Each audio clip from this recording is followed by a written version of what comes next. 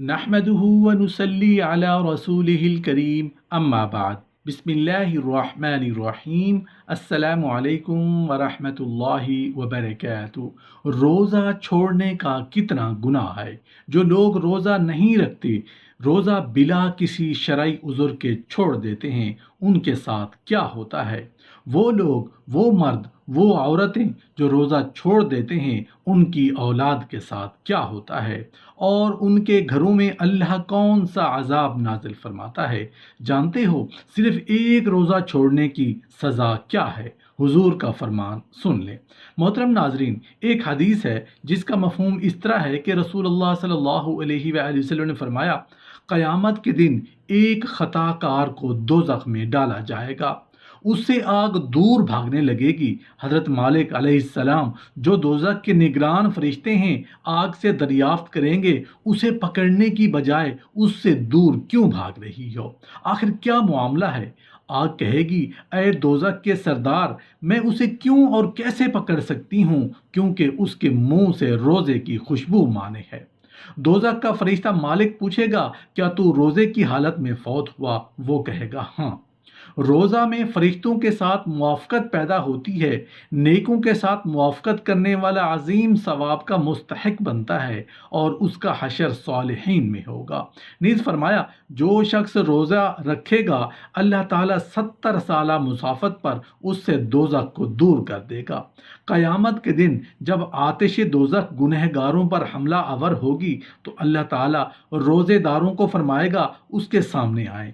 جب روزے دار اس کے سامنے ہوں گے تو ان کی خوشبو سے دوزخ کی آگ 40 سالہ مسافت پر دور ہو جائے گی۔ محترم ناظرین، ماہ رمضان المبارک میں جس بندہ کی توبہ قبول کی جاتی ہے، اس کی توبہ کا نور تمام آسمانوں میں پھیل جاتا ہے۔ فرشتے تعجب سے ایک دوسرے کو پوچھتے ہیں کہ یہ کس کے نور سے آسمان منور ہے؟ ملائکہ مقربین جواب دیتے ہیں کہ یہ امت محمدیہ کے ایک گنہگار کی توبہ کا نور ہے جو بارگاہ الہی میں قبولیت سے نوازی گئی ہے۔ محترم ناظرین، روزہ نہ رکھنا رب کے غضب کو دعوت دینے والی بات ہے۔ ہر چیز کی ایک ویلیو ہوتی ہے۔ جو چیز جتنی مقدس ہوگی، اس چیز کے اندر، اس وقت کے اندر، اس مقام کے اندر گناہ کرنا اتنا ہی زیادہ اللہ کے غضب کو دعوت دینے والا ہوگا۔ مثال کے طور پر، اگر ہم باہر راستہ میں گالی دے رہے ہیں اور اگر وہی گالی مسجد میں آ کر دیں گے تو اس کا گناہ بھی بہت زیادہ ہے۔ مکہ میں جائیں تو ایک نیکی 1,00,000 نیکی کے برابر ہے۔ اگر کوئی مکہ میں گناہ کرے تو 1,00,000 گناہ کے برابر ہے۔ روزہ نہ رکھنا اللہ کے غضب کو دعوت دینے والی بات ہے۔ ایک حدیث پاک کا مفہوم ہے، جس نے رمضان میں کوئی ایک گناہ کیا، اس کے 1 سال کے اعمال برباد کر دیے جائیں گے۔ رمضان میں گناہ کرنا اللہ کے غضب کو دعوت دیتا ہے۔ رمضان کو صرف عبادت میں گزارنا چاہیے، رمضان صرف نیکیوں میں گزارنا چاہیے۔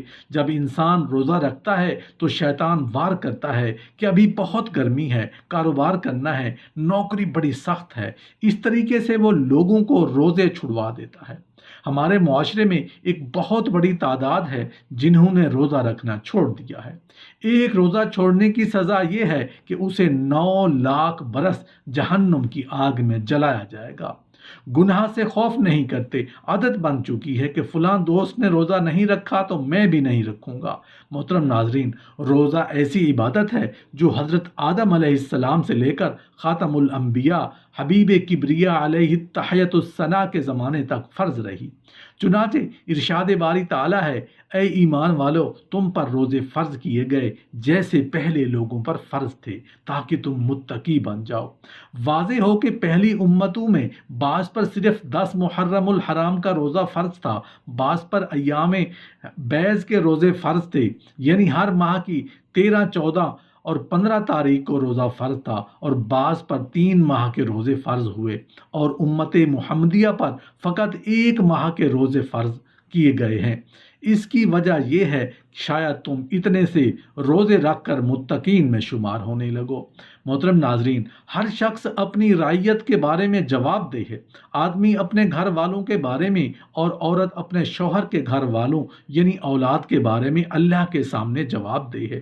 خود رب کائنات نے بھی واضح طور پر حکم دیا ہے کہ تمہارا صرف خود عمل کر لینا اور اپنے آپ کو جہنم سے بچا لینا ہی کافی نہیں، بلکہ اپنے زیر پرستوں اور اہل و عیال کو بھی نیک عمل کا پابند کرو اور انہیں بھی جہنم کی آگ سے بچاؤ۔